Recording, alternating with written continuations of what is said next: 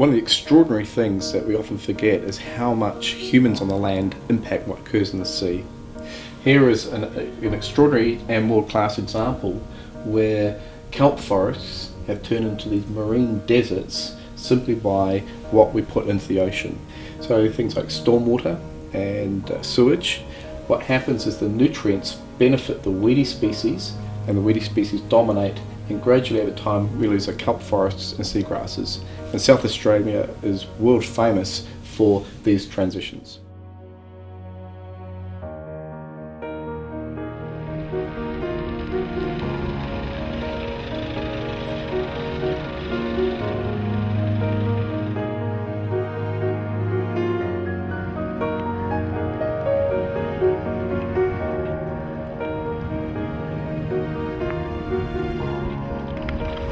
Right there.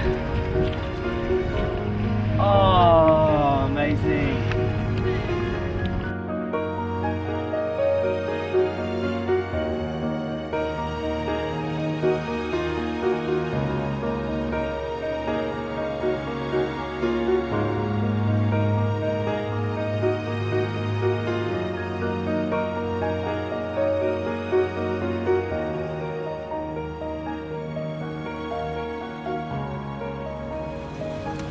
Is the breakwater, obviously, so for outer harbour, so obviously we've got big ships and stuff, and in order to keep this channel open for big shipping, because ships can go all the way into the port, they need to dredge.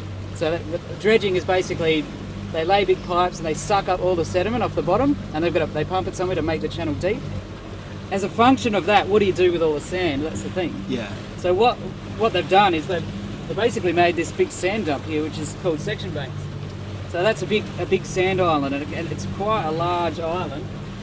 But through doing that, they've made this island, this bit of sand, that's become the second most important pelican breeding habitat in the southern hemisphere, pretty much.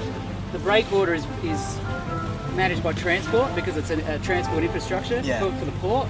But as a sideline to that, we've got a very important bird breeding habitat. So this is where you can start to see that, like, the actions that we take sometimes, inadvertently have positives to the environment. And given the fact that it's an island, and there's very little disturbance, and humans, there's a boat over there at the moment. It doesn't exist, so that makes it really easy to preserve.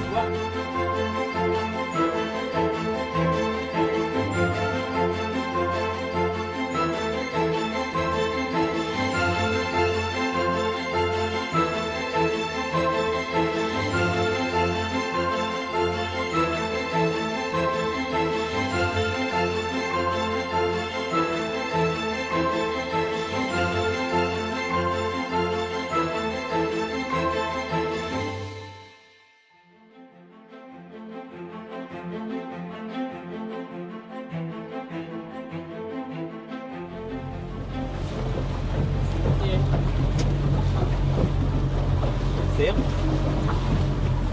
Another 6 maybe. Yeah, might be. It looks like he's coming towards us. Alright, so we've just come across some dolphins, and they've got infants with them, so they're a little bit cautious to come up to the boats. And apparently one of the infants might be sick, so they're wanting to go in and have a closer look. There we go, right ahead. I see him.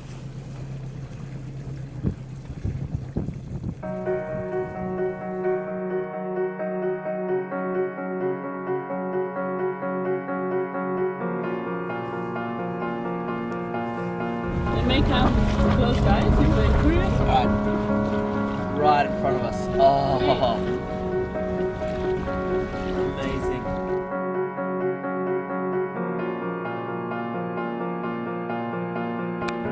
So when did the Adelaide Dolphin Sanctuary actually start? Well, Adelaide Dolphin Sanctuary was established in around 2007 after quite a bit of public interest in the dolphins after a number of them were found to be shot. Shot? Yes, and one was speared, and that obviously created a lot of public outcry because people are very interested. People are shooting dolphins. Exactly. How rare is it to have a group of population of dolphins this size, this close to, like, it's a very heavily used industrious waterway. It is, and it's a very important area. That's in terms of the mangroves and the habitat here. It's really, really important for the fishery. Like we all like eating fish. It's been proven that mangroves are really important areas for fish stocks and fish breeding and stuff, and that's why the dolphins are here, because there's plenty to eat. Pre-European settlement, this would have been a vastly different waterway that it is today. So really, the port has always been, as you can see, well, the quarantine station over here, like it was one of the first places that people used to come to in South Australia from overseas during sort of the first settlement of South Australia. So this has always been a very key and important place for South Australia and South Australians. It's also a busy working port, which it is now. There's still industry here, and those impacts have shaped the Port River, and they continue to do so. In terms of, particularly in the waterway, we've got big shipping and stuff. So we need to keep channels open for the big shipping to come in. All of these things are continually happening in the Port River, but the dolphins are still persisting. So we need to mainly need to protect the mangroves and look after water quality. That's probably the most important things to maintain the dolphin population. So we've got to make sure that the water stays clean. So one of the things I didn't say was that we've got a long way to go. Yeah. So what is that we're looking at right here? So that's that factory's Penrice. They make soda products. Okay. And that's ammonia, which is a byproduct of their process. And they have they're just washing they it out. they're authorized to authorised just to do it. dispose it on the river. And it's quite shocking, isn't it? So they're allowed to just do They that. are. Yeah, you can see the difference of the color every time Yeah. you pass through here. Yeah, it's supposed to be diluted. I don't know. It's ammonia. Yeah. Yeah. Now they are working on cleaning it up. So Yeah. they work with the EPA. They've got a sort of a long-term program over, I think it's about 10 years, to clean up and reduce the amount of pollutant they put in the river. But you can clearly see the color, the difference of the color. Yeah, it's completely different colour. That's right. So these things are still happening, but rather than just saying, right, everything's going to stop, there are people in there that have jobs, that have families, and it's in the greater political context. You can't just say stop. So, but they're working towards cleaning it up. So.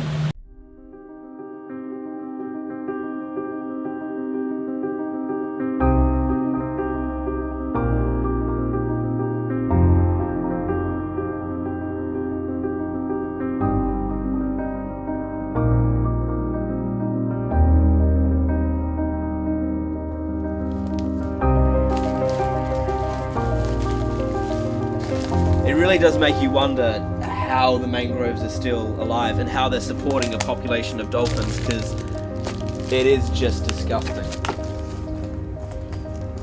We actually came here expecting an opportunity to film nature, but all we've captured is just how disgusting human nature is.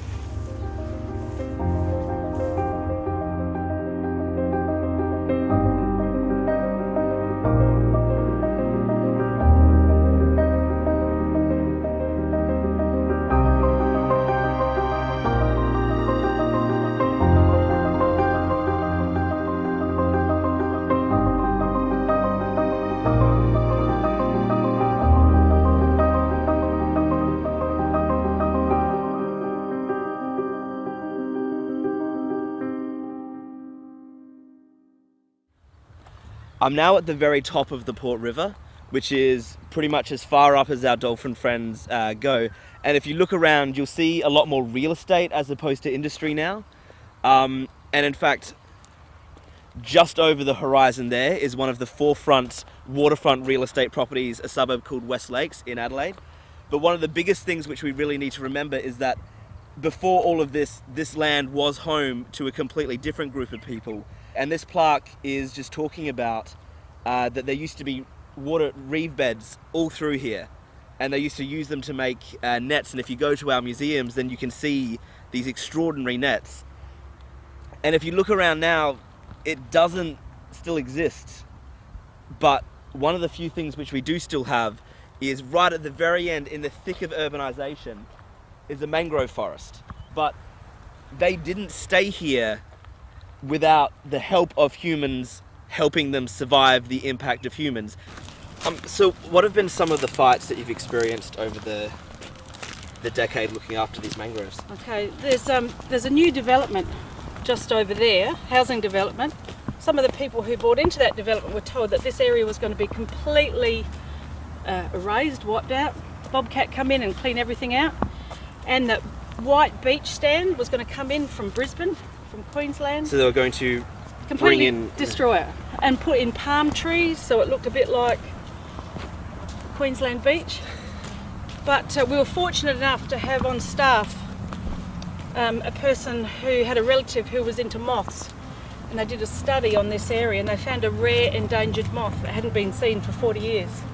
So as soon as the word endangered species came up, the whole project got stopped on this area here, and then we were brought into the discussion.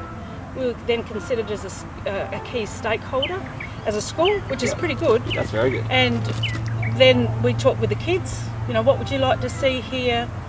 It's quite empowering, especially for kids, to have a say, and that say be considered to be important. It wasn't that long ago, I can remember sitting out there with the water coming in, up what we call the creek, just sitting there with with a group of students, and the fingerling fish, I presume they're whiting because they hide in mangroves to get away from predators, but just to have them swimming over you, a whole school of them, it's a powerful experience. We have birds, we have herons, we have one thing we don't have yet is black swans. Now we really want black swans to come back, but for them to come back they need to have something to feed off, and widgeon grass was their main staple diet, and there's no widgeon grass left in this area. So one of the things we want to do as a school with some of our older kids is to start growing widgeon grass, replant some areas and see if we can attract back the black swans. Just recently spent a week on North Stradbroke Island, which was an experience in itself, but we had the opportunity to work with scientists and PhD students who are looking at the impact of plastics, various sorts of plastics. Now I've picked up a few bits of plastic just as we walked over. Plastics don't disappear. They might get smaller and smaller and smaller, but they stay in our system. And we had the opportunity to look at some autopsies, they call them necropsies, on some turtles and some seabirds. Now these birds that we were doing were shearwaters. Now they fly all the way from Tasmania up to China, but these birds, 80 birds, got as far as Stradbroke Island and they died. Now when we did the necropsies on them, they were all vastly underweight. Most of them had plastic, or a lot of them had balloons inside their stomach. One of them had a glow stick. It wouldn't have been this big, it would have been about this long, in its neck with other stuff stuck all around it. I can't go to the beach now and just walk along the beach anymore. There's plastic everywhere. And at first I thought, no, South Australia, we don't have this issue. Port River area, I know we have a lot of litter, we don't have this, but that's not true. We have bits of plastic, broken down bottles and all sorts of things everywhere.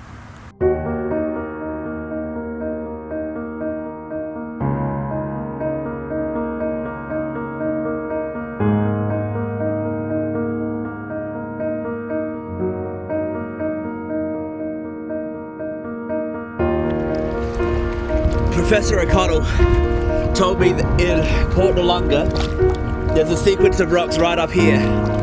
On the side facing the shore where humans are, I will find nothing but desert. But if I jump round to the other side, the rocks have essentially acted as a shield. And I should see a forest of kelp, as it should have been all along this entire coastal area.